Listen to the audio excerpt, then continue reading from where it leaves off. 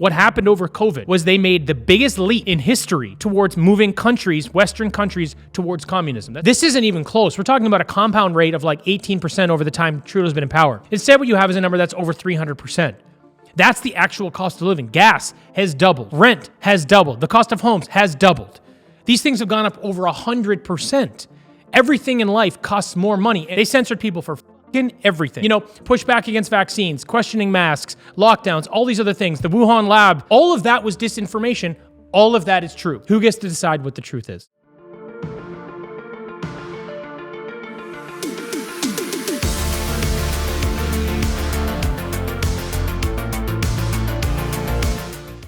Hey everybody, welcome to the Blender Report. My name is Jonathan Harvey, and this is my co-host, Aaron Cole. What's up? So this is our first episode, so I'll give you a bit of a rundown on how things work. Well, Blender News is, like I said, where news meets rational thinking. And the idea is that we mix what's happening on the left with what's happening on the right to give you a more comprehensive view of reality. And on the Blender Report, we do the same thing, we just talk a little more shit. By any chance, did you see the World Series this year? Yeah, so, I'm a huge baseball fan. Like, number one sport that I love to watch is baseball. I grew up playing it my whole life, loved it. I actually grew up and played with Joey Votto when I was a kid. And it was interesting, like, not a lot of games, one or two, because we played in like a similar league. It was then when I was like 15, 16, I'm like, oh, I'm no good at this sport. That was the day I'm like, I'm a child playing with a man. And this dude, he was so good, man. It was crazy. So I've always been a huge fan. But it was kind of funny, like, it was almost the most, I hate to say this, but like, I didn't care about either team at all. Like, I wanted to see, out of the four teams left, I would have rather seen Philly and Houston versus Texas and Arizona. You know what I mean? But, the problem too is Arizona's got no fan base.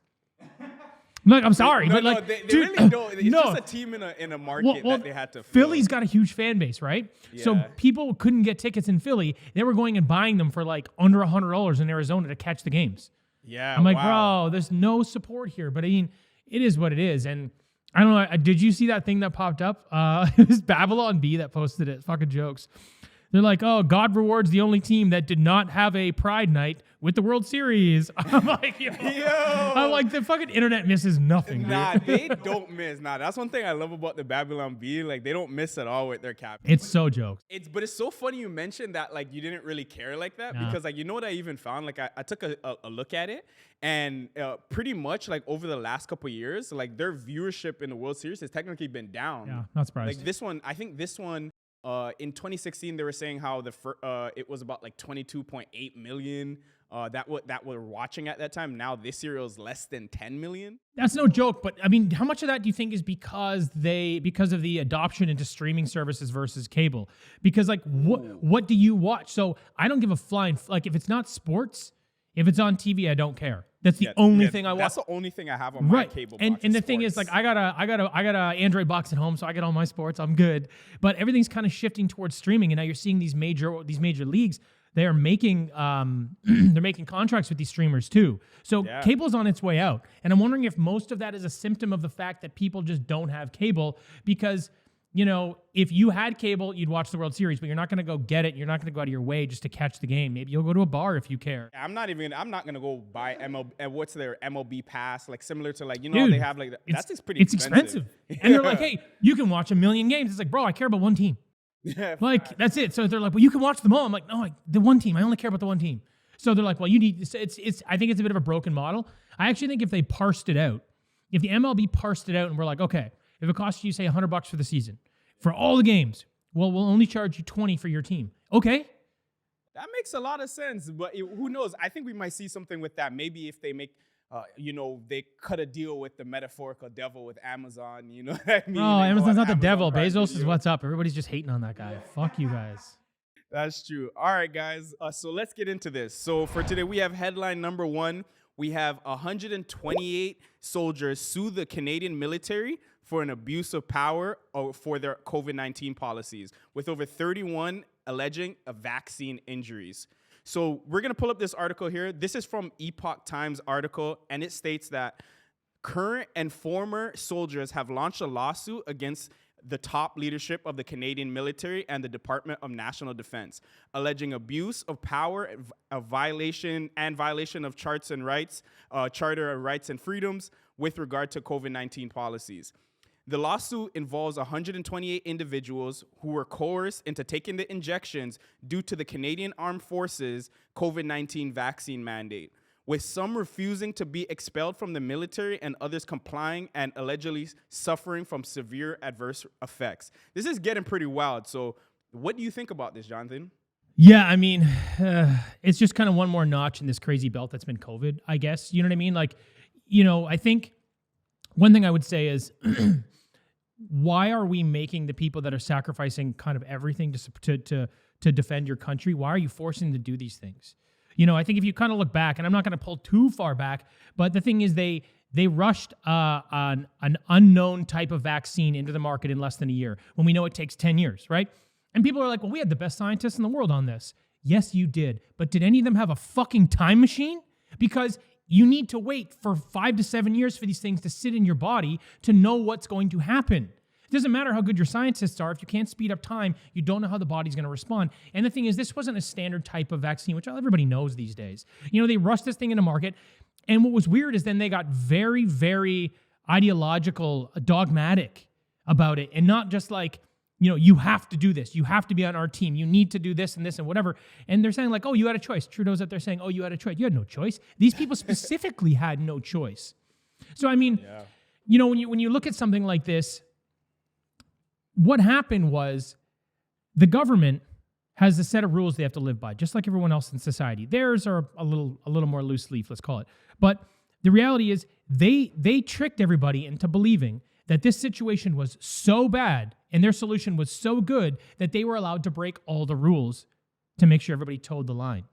This is really dangerous. Like, you look at people, building a constitution or anything, Bill of Rights, stuff like that. You look at these guys that created it in 1776 in the United States. They had amazing foresight to understand what was going to happen and how bad things could be. It was pretty amazing. Yeah. If you look at what's in there, the First Amendment being, freedom of speech. Look how important that is these days. You're looking at 250 years later and they knew what was going to happen. But now you've got governments over time that have been able to slowly erode what was built and put in place to keep people safe. And in my opinion, what happened over COVID was they made the biggest leap in history towards moving countries, Western countries, towards communism. That's exactly what they did.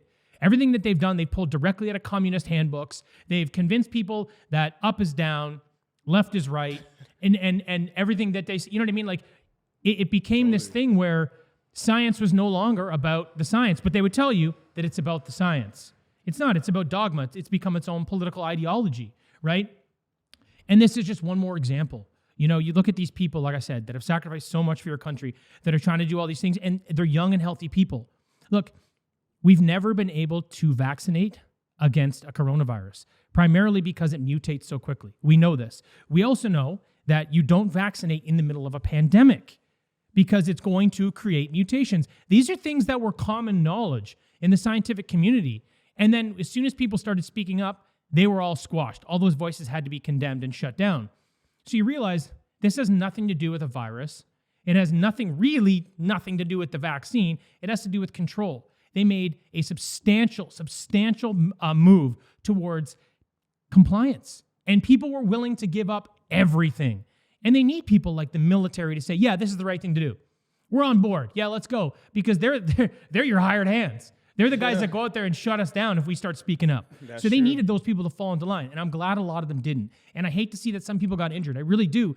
But the silver lining in that is it's proof that what they did was wrong. It's proof that the government overstepped and shouldn't have gone this way. And I think it actually stands to our favor now because the military is not going to let this happen again. These people are not, and they know. Like, look, you look around in society and you kind of go, are we outnumbered? Can the good guys, good guys. I should say this way. Can citizens manage the force of the government? I would suggest they could. I heard something the other day. If you look in the United States, take all military service, all police, everyone that would be a defensive force for the United States, if they all got on board at the same time, which they wouldn't, but if they did, you know what they could accomplish? That number of people could only lock down 6 cities in the entire United States. Oh, wow. They are so fucking severely outnumbered that this is just a game of making sure everybody shuts up and toes the line because they'd have no chance if everybody pushed back. And this was just one of those, like I said, COVID became a political game about control. And you know what irks me or what kind of scares me a little bit, and it actually does. It instills a little bit of fear, which I don't like. Bill Gates is out there saying we're going to have he's saying we're going to have another pandemic in 2025. First of all, you can't forecast these things, you psycho fuck. How does he know? That's what I really because want to know. they're going to implement it. It's going to happen. And you know what they said? Well, this one, guys, this is going to affect the young and the healthy. This is going to be something, I imagine something that'll create like a cytokine storm in your system. Your body will overreact and kind of take you out. That's kind of that's what I'm assuming, if it's just going to affect young people versus old people. But the thing is, the reason, in my opinion, this is just an opinion, the reason that they're doing something like this is because they got so much more control through COVID, through a pandemic. And they're going to do it again in 2025, very likely, based on what they're literally saying to our faces. And then they're going to take even more control, even faster. But here's what's interesting. All the people in the army that are going to be pushing back, all the people like you and me and Dean over there that are going to be pushing the fuck back on all this, we're going to be the problem. Because this is what they're going to do is they're going to create this virus that's going to affect young, healthy people. So anybody that pushes back and says, fuck these guys, they're tyrants, they're going to go, look what's happening to all the young people. It's people like us. We're the problem. And our voices are going to be squashed very quickly because these people are learning from their mistakes. This is just one that bit them in the ass. And I'm interested to see how this plays out in court because, vaccine companies, obviously, they're sheltered from all of this, right? They don't have to worry.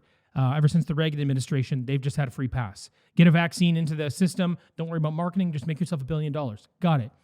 But this is a severe overreach on, Canadian law. But I really don't know if these guys are going to be, I don't know if justice is going to be served. I really don't know. And I think a lot of times these things happen. And what they do is they pull straw man arguments to try to say, hey, well, it could have been something else. It could be this. It could be that. At the end of the day, you made a choice, blah, blah, blah. I don't really know. At the end of the day, I feel bad for these people.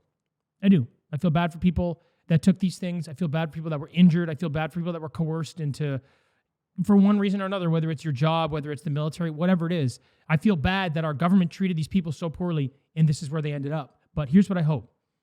I hope that enough people realize that if the entire mobilized army and force in the United States can only capture 6 cities, that we have power in numbers.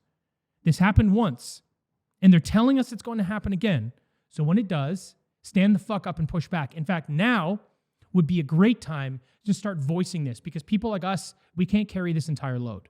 So that's what I hope people take from it. No, I totally agree. People take that as well because, I'm of the firm believer that, although people were coerced, I'm not even going to lie. I kind of do agree with Trudeau that people still chose because at the end of the day, imagine if enough of us said no. I mean, what could they really do? But yeah. What could they really do if enough of us said no? If the economy came to a grinding halt and enough of us just said, no, enough's enough, we stop. Mm-hmm. They couldn't really enforce any of these things. I agree with you.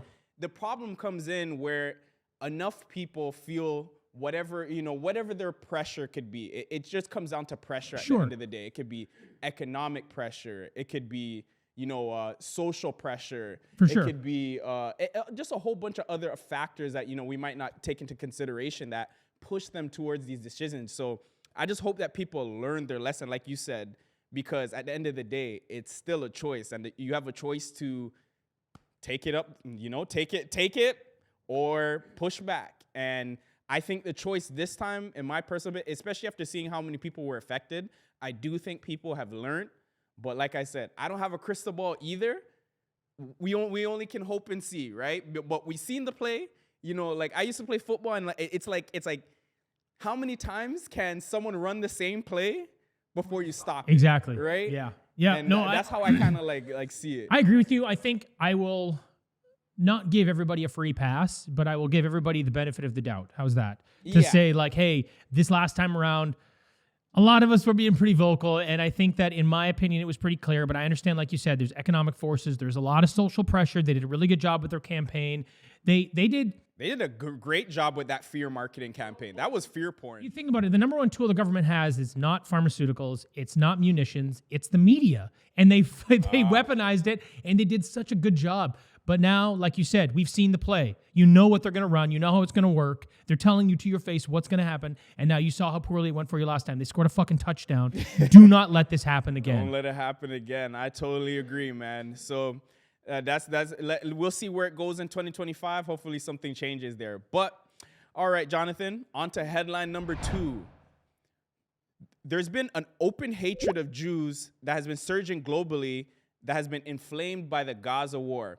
This is a Breitbart article. It states that Hamas terrorists kicked the lid off of hell and invaded Israel on October 7th in a barbaric attack that included mass rapes, murder, torture, and kidnappings. Ever since that event has occurred in the streets of Berlin, Paris, Rome, and even in the very heart of London and New York's Times Square, and even in the Sydney's Opera House in Australia, there's been a dramatic surge in anti-Jewish hatred.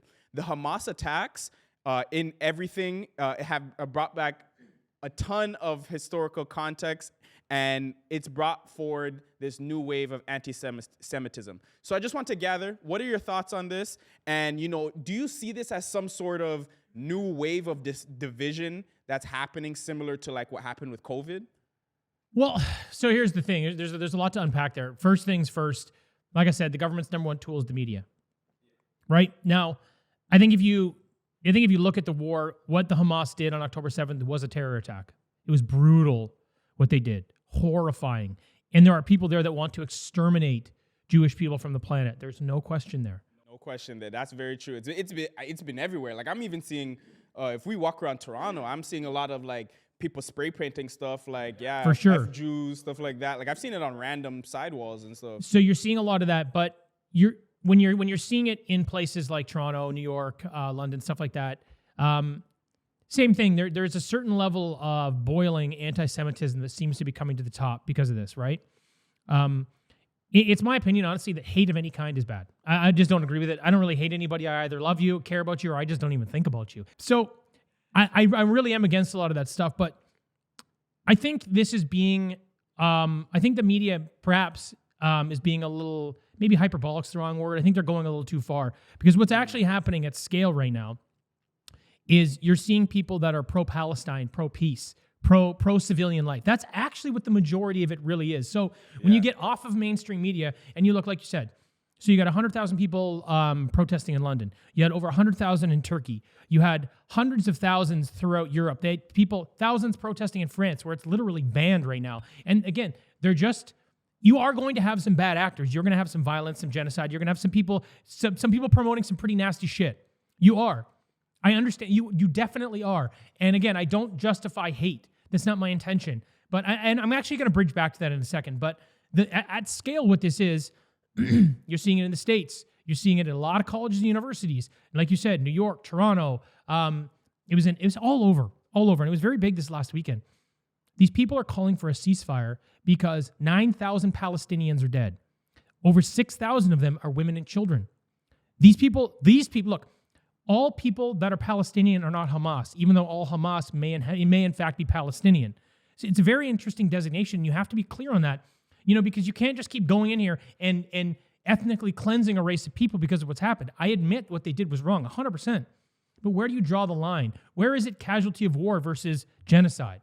And that is what I don't have the answers to this. I don't. But that's why all these people are protesting. That's why there's a big divide. And like I said, there's a small number of people that are being opportunistic and spray painting stuff and being idiots and being terrible.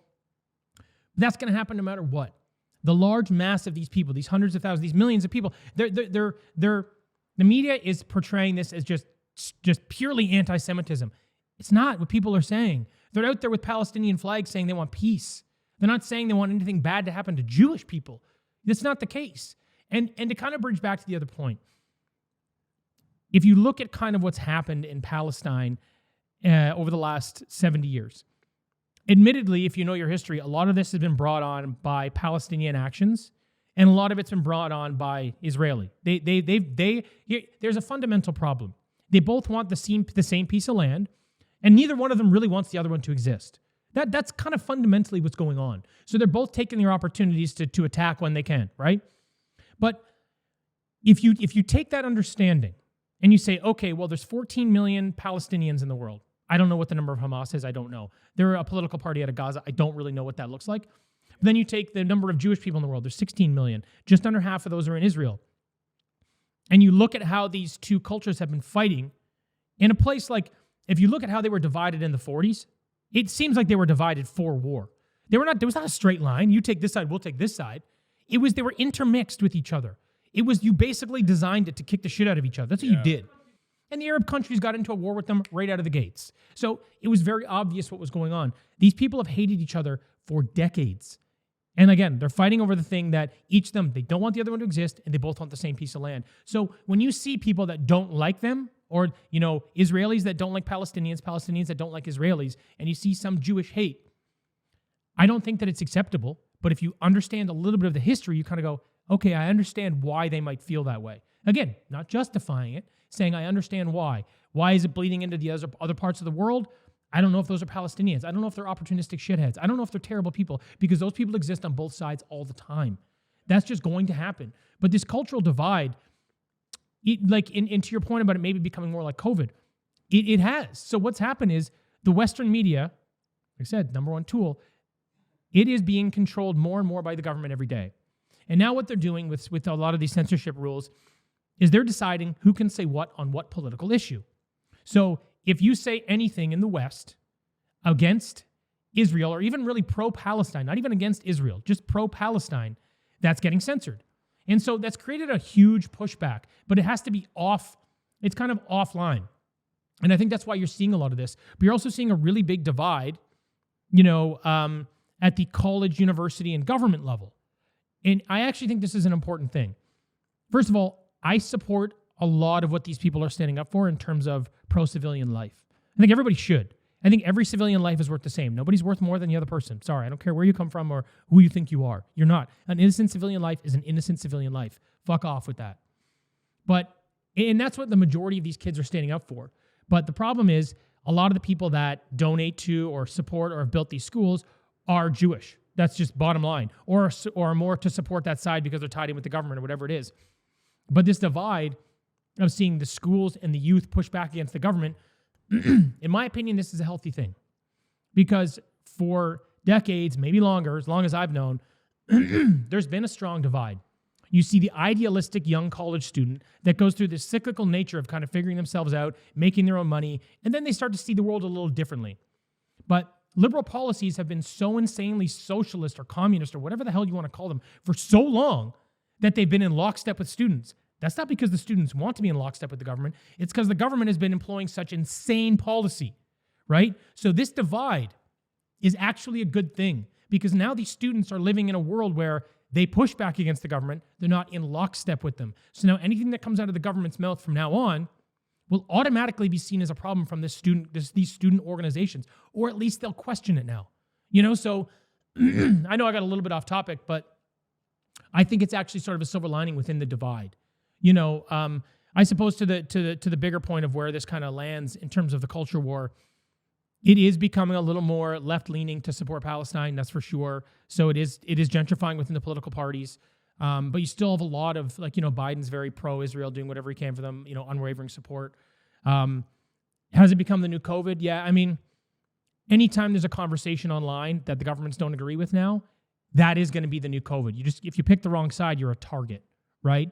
And in today's world, if you're pro-Palestine, you are unfortunately a target of censorship, and you're not going to be able to share your opinion without being shut down in one way or another, which is probably why we continue to see these people on the streets. And we're seeing it a lot more. And, it's ironic that you mentioned that once a government takes a side, that automatically becomes like the COVID position. It's like you're the opposite of it. And I've been seeing more recently online, especially on Twitter, some people are using some creative tactics to get around the censorship. So you're familiar with the fact checkers that go around. Yeah, those are great. Yeah, they have tons of fact checkers. So it's pretty funny if you ask me, but I think it's a clever way to not only regardless of what you believe, I think it's a clever way to expose when an agenda is being pushed. So what someone did on Twitter is they put out information that's blatantly false. So, and then they put an old attack. I think it was in 1967 when Israeli forces attacked a U.S. ship or something like that. I can't remember. I don't know if it was it. It might have.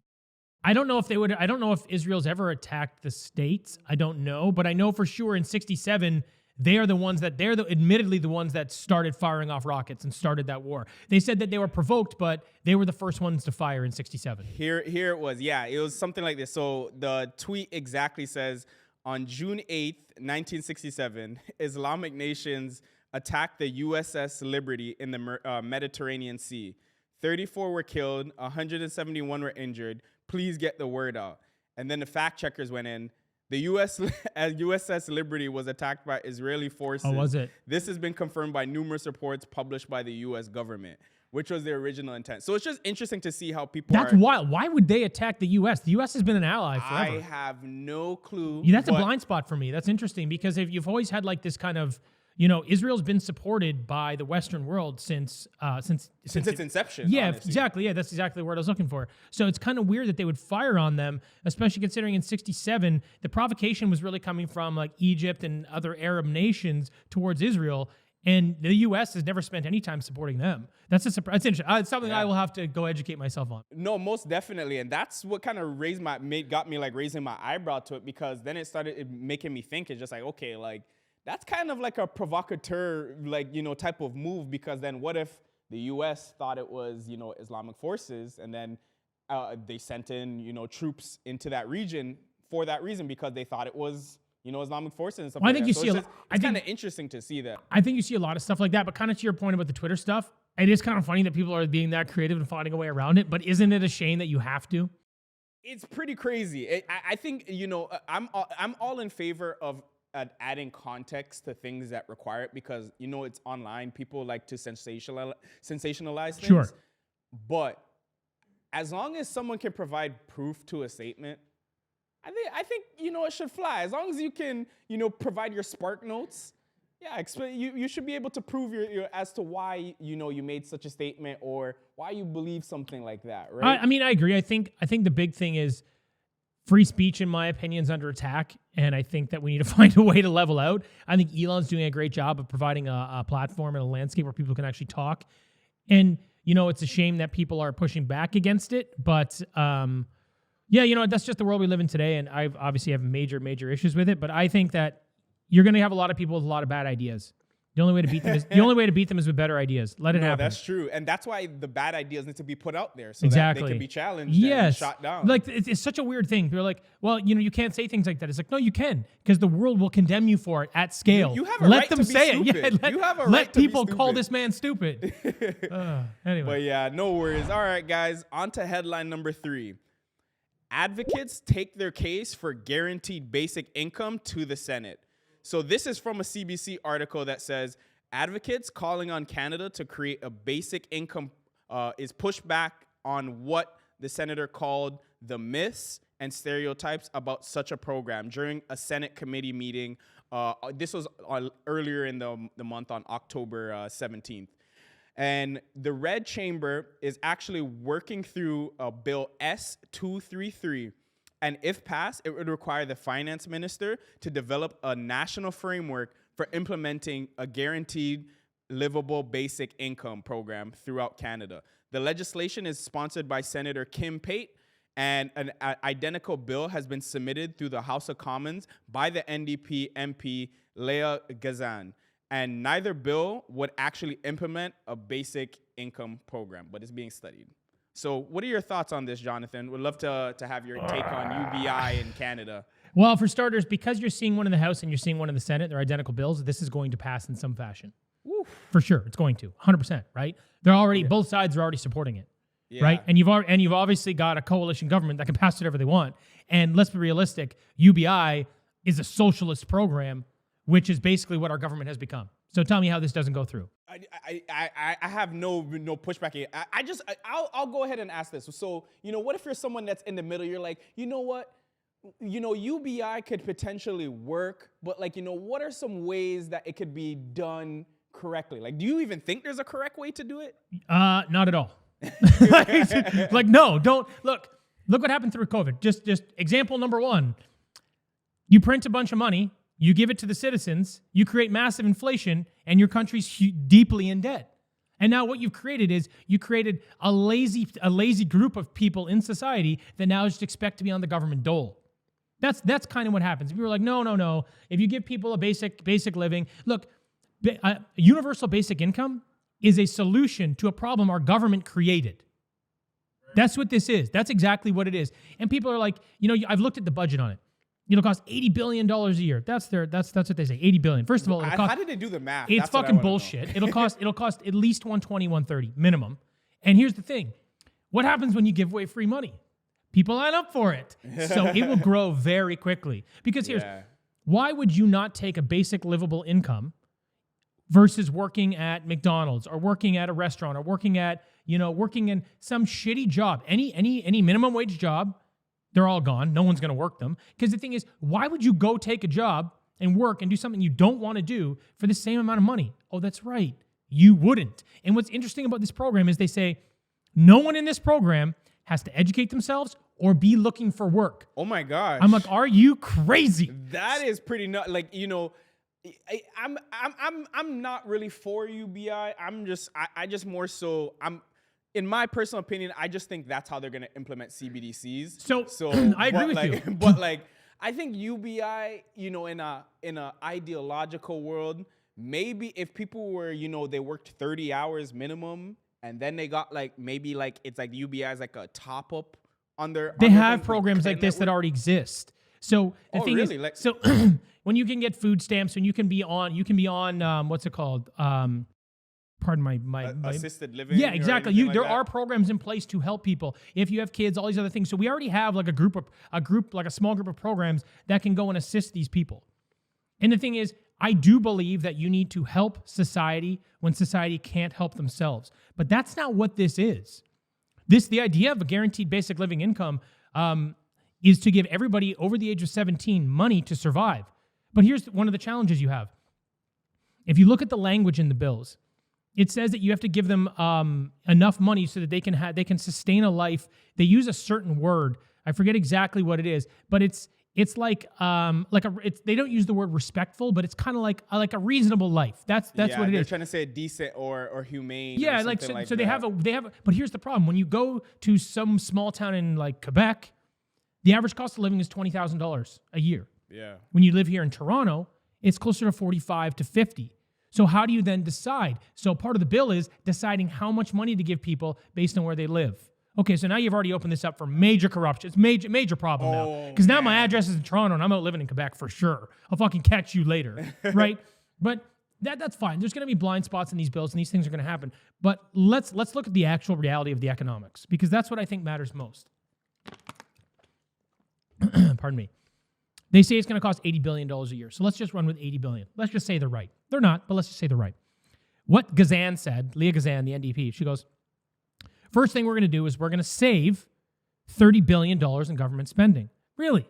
Well, I'm going to tell you. I'm going to tell you. I love, if you're going to try to save $30 billion of government spending, I'm all for it. Where do I sign? I'll get everybody to sign. Let's go. But here's a question for you. If you could save $30 billion for this program of government spending, why aren't you already doing it? Very good point. So you're admittedly burning $30 billion a year. Got it. Super cool. Good job. So the next thing is really where does the other 50, or in my opinion, $100 billion come from?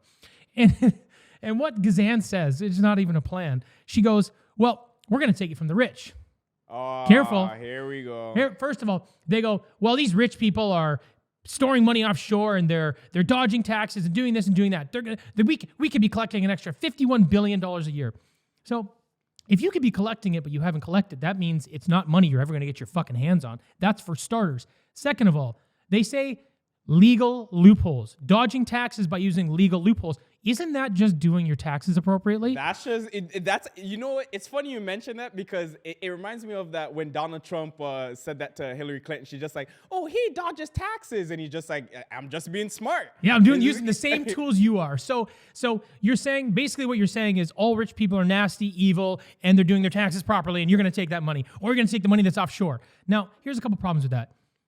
It's not an actionable plan because if it were, again, you'd already have some of that money. Second of all, you're not taking people's money offshore. No one's implementing those rules. Third, who actually runs the government? People with the fucking money. You can't just be like, you're going to give us that. They'll go, no, we're not. You're out. You get in because you get money. The only way you get into office these days, the only way is you have enough money, financial support. So you need enough financial support. So if you're going against the people that are literally donating the money to put you in place, they're going to go, get the fuck out of here, catch you later. And these people are small potatoes. Gazan and Pate, like nobody cares. They're gone. You know what I mean? And anyway, so Now you kind of move on to the next thing. You're not going to get that money. So how do you get it? You're going to implement this program. How do you get it? Well, there's one of two ways, right? You can increase taxes so the government makes more money to give to these people. But where are they going to take it from? We're already the most taxed nation in the world. So they'll go, okay, we'll add new taxes to the rich and new taxes to corporations, right? Tell me a time in the world when a corporation gets charged more money by the government and that does not get passed directly to the consumer. So when these people say, look, this money's not going to come from your paycheck, it's just going to go to your paycheck, and then it's going to go out of your pocket, and inflation's going to be twice as fucking high, and it's going to go right back into the companies that are now being taxed. This is not a good solution. There's no way that this works well for anybody. And the only other way for the government to do this is what? Print more fucking money. When you print money, you drive inflation. And you can't just keep printing money or you devalue your currency, which also drives inflation. There is no way to execute this program at all. Now look, I wish that everyone had a decent life. I wish everyone didn't have to worry about putting food on the table. I do. I've been in bad situations in my life where I couldn't. I know what it's like to not have a great situation. I do. Most people have been in a tough spot before. No, don't get me wrong. My life's been good for a lot of years. I've worked very hard to have that life. But this program is not going to provide people with that life. It's a short-term solution. It's going to be used as a campaign tool to get Trudeau and the NDP reelected as some sort of coalition government, and it's going to ruin this fucking country.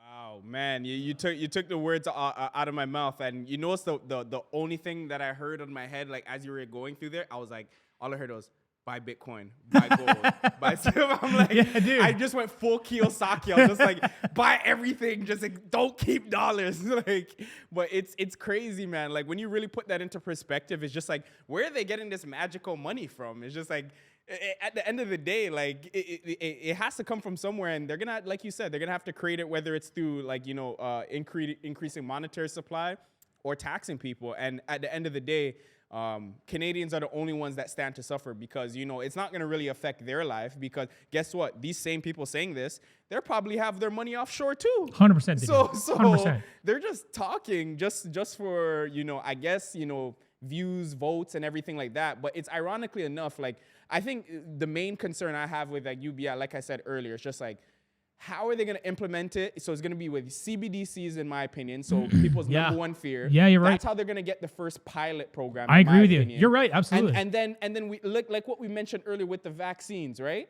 Guess what? You're gonna have to get your booster pack. Oh, buddy, you want that drop? You want that cash drop, bro? Yep. Yeah, 100%, dude. 100%. Get in line. You better get your stamps out. Your take five.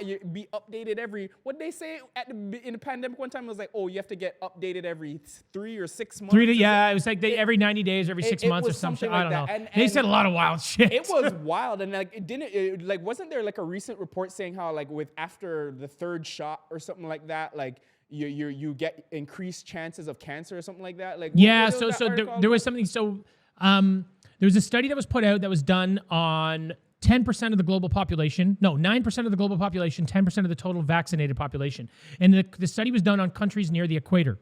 And what it said was, after the age of 60, every 4 years after the age of 60, your increase of dying from the COVID vaccine doubles. Every year after the age, every 4 years after the age of 60. So when you put that into perspective, your odds of dying from cancer and heart disease, they double every 10 years after the age of 60. But if you take this vaccine after 60, it's every 4 years. And there was some sort of multiple that was in this study based on how many vaccinations you've also taken.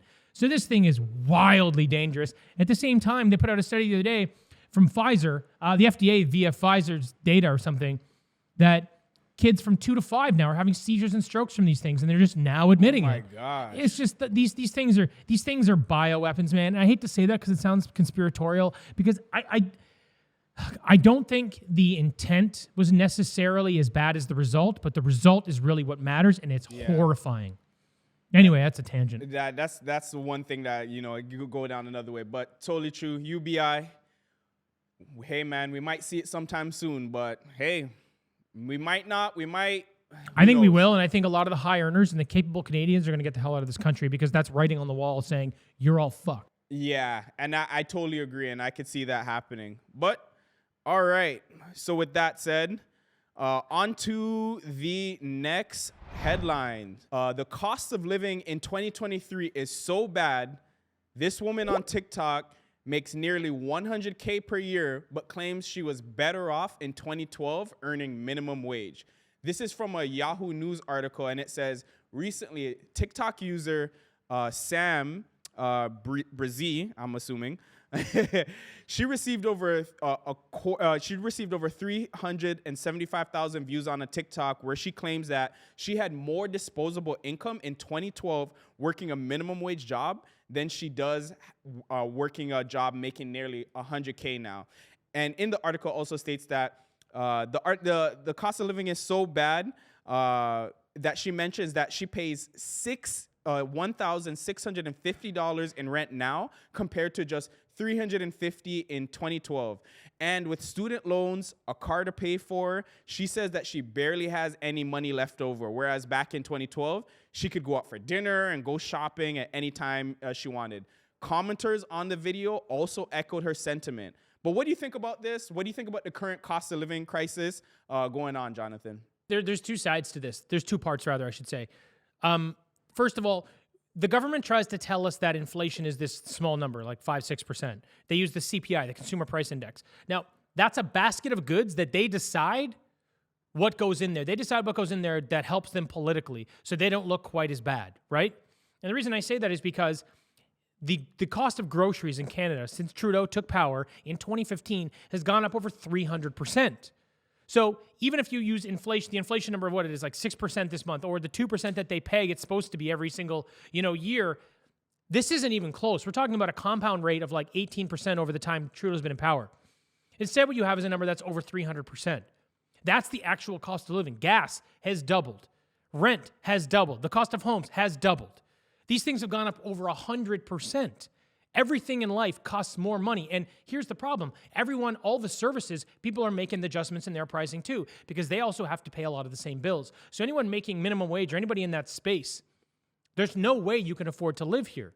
There's just no fucking way. And this is why I think you're seeing the programs like the UBI programs and all these other things. But the reality is, and this is sort of the second point here, I think they're doing this on purpose.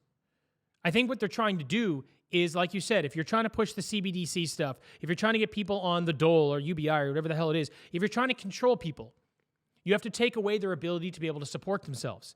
If they can't support themselves, then they're going to have to depend on you.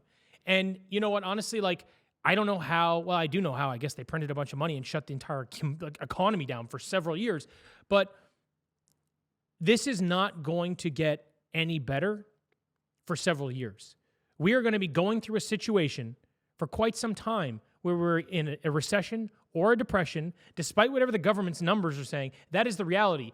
You can look and say, oh, well, if you don't see a decrease in growth in your GDP, blah, blah, blah, blah, blah, blah, blah. But let's be realistic. How do people live in their everyday lives? That's what actually matters more. So if you compare how people are living today versus the Great Depression, if you look at the numbers in the United States, I know it's not the same in Canada, but I know if you look at the numbers in the United States, people had way more money. Their buying power was substantially better during the Great Depression in the 30s than it is right now in the United States.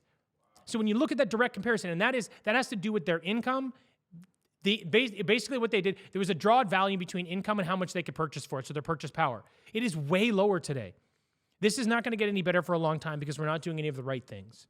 And I feel bad for a lot of these people, but unfortunately, I think that they're just in for a tough ride. And, the only positive thing I will say is a good recession will create a lot of hard workers. A good recession will, it's that funny thing, good times create weak men create bad times create strong men create, bad times again. Bad time, yeah.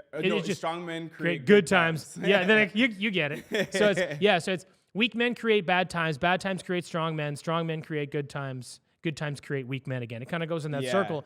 We are in that cycle right now, and the only benefit that I can see for people, despite all the challenges, is that it's going to make them stronger.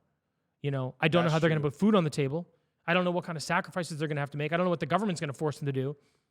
But at the end of it all, I think people will be stronger for it. And that's a good point to make. I think the good thing that's going to come out of this, it's like it's going to go one or two ways. You're either going to put up or you're going to shut up. You're going to step up or you're going to roll over. And it being put into those, like, I guess, for lack of a better word, do or die type of moments, it really shows you a lot about yourself at the end of the day. And, a lot of people are going to be put into these situations where they finally realize and, put that mirror in front of them and say, all right, how did how do we get to this situation? You know what I mean? How can I improve it? What skills can I pick up? What can I learn? What can I do? And I think with all of this that's going on as well too, I think one thing I really want to highlight as well is that this person, it sounds like they have a spending problem from what it sounds like in my personal opinion. She's comparing her life as a student, so she's paying student rent. Yeah. As soon as she said $350, I'm like, bro, that's student rent prices. Like, when you're a student, you're in a bubble. Yeah. Like, you're in a. For sure. I remember even when I was a student, like the first ever time I paid rent as a student, like my rent was $450. Like when I went to University of Waterloo, it was like $450.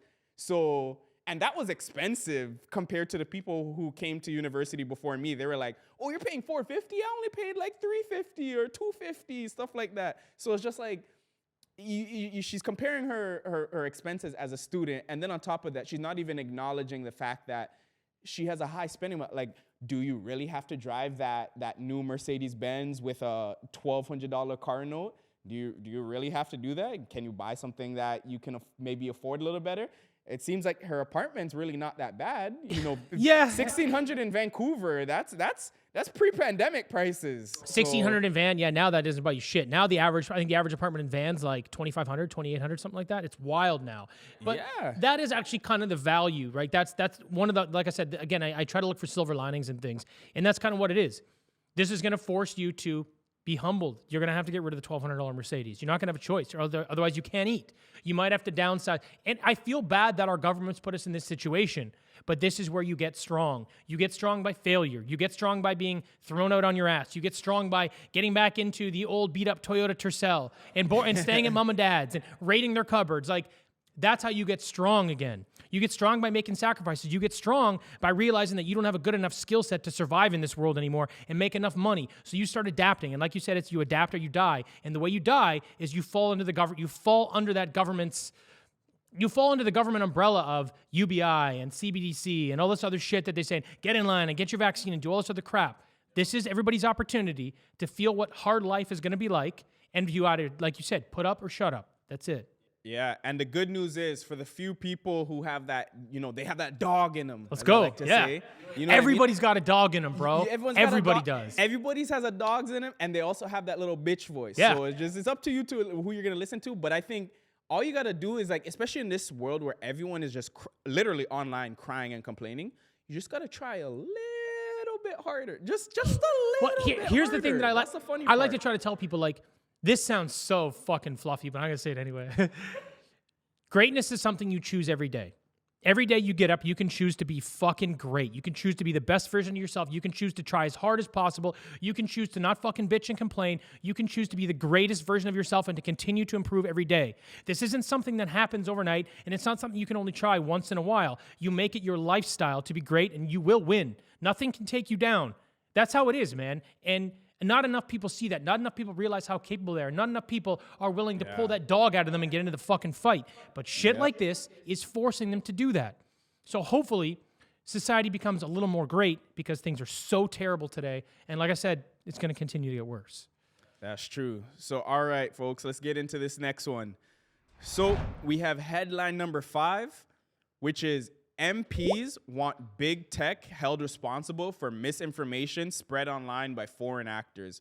This is from a BNN Bloomberg article, and in this article it states that a parliamentary committee is calling on Canada to hold tech giants accountable for publishing false or misleading information online, especially when it's spread by foreign actors. There were among 22 recommendations in the House Ethics Committee made in its study of foreign interference by both China and Russia, with the Bloc Québécois MP and committee vice chair René Fuck it up. Sorry, fuck it up. Let's go. René Villemeux. I don't know how to say there it. It is. Sorry, I'm English, guys. Je ne parle français. Nice. That rolled off pretty nice. That rolled off. Je ne parle français pas. Hey, it's been a long time. But the Bloc Québécois MP said that Canada needs to take a firm position on this, similar to the European Union, which has a digital misinformation law that curbs hate speech and propaganda. The federal conservatives were the only party to disagree with the recommendation, saying that it will endorse censorship online. So what are your thoughts on this, on censorship going on in Canada at the moment? Oh God. So there's so many problems with what they're trying to do there. First of all, who gets to decide what is mis or disinformation? Right? Like, you're basically like, we're the truth police. We get to tell you what's what. So how can you possibly implement a rule that holds social media companies accountable, which are supposed to be like telephone companies, right? They're not responsible for what you say on there, because how can they be? But you're going to hold them responsible for things that are said that you don't even know if it's mis or disinformation yet, because the government doesn't decide until it's already happened what's wrong. So what they're basically saying is, you have to go in and censor anything we tell you to censor after the fact, or once we've decided how we feel about an issue. Take the Israel-Palestine war.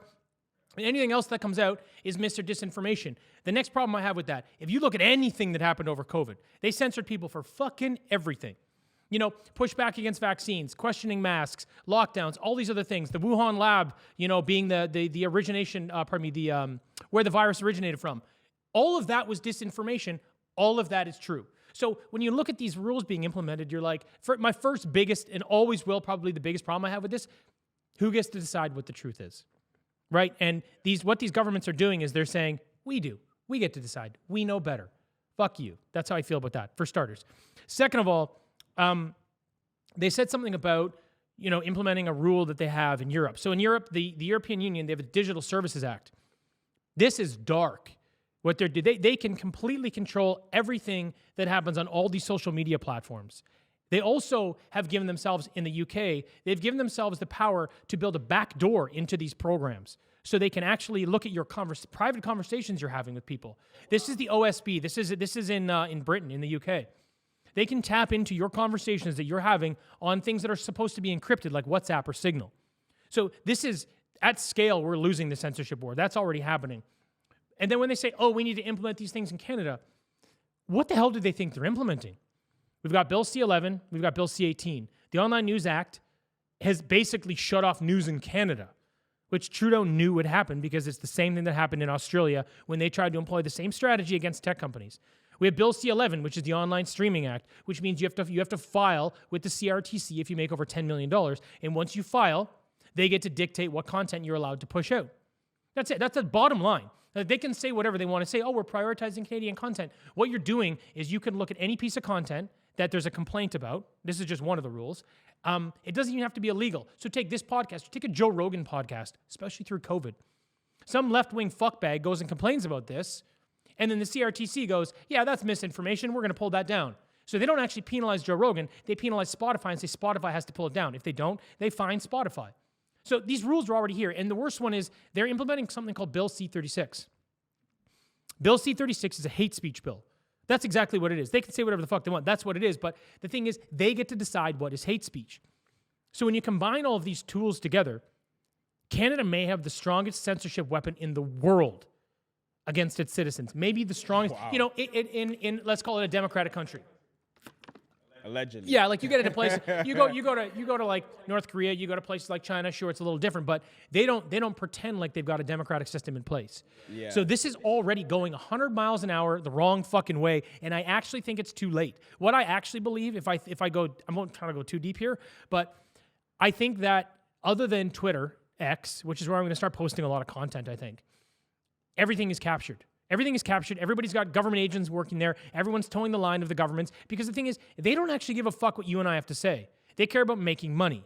That's their goal. You don't see anybody who owns a social media company out there screaming social justice, giving a flying fuck about any of these cultural issues. They don't care. They're above all of this because they're multi-billionaires. What they care about is making money, right? So what's going to have to happen? These things are captured. We're going to have to create new systems. You're going to have to create either decentralized social media, Web3, some other way to communicate where they can't actually clamp down on it. And they will eventually. It's a cat and mouse game, right?